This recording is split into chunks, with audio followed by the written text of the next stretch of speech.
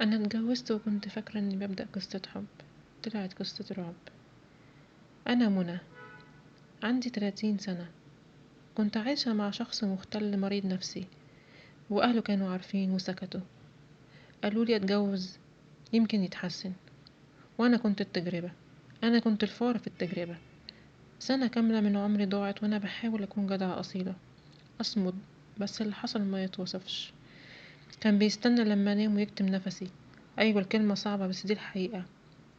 كنت بصحى وانا مش عارفة ايه اللي حصل. اللي اتصدم دلوقتي مش قلبي، دي دماغي، عقلي، جسمي، نفسيتي. انا النهارده باخد علاج نفسي ولسه مش فاهمه ازاي اتحملت سنه كامله. قررت امشي، قررت اهرب من الموت البطيء. سبت كل حاجه.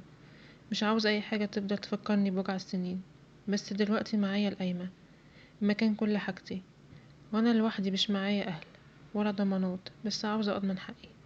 يا ترى اشتري دهب، احط في البنك، ابدا مشروع صغير؟ انا مش ضعيفه. انا خارجه من النار ولسه بقول يا رب. بس نفسي حد يوجهني، نفسي اخد خطوة امان بعد ما الامان خاني. قولولي اعمل ايه؟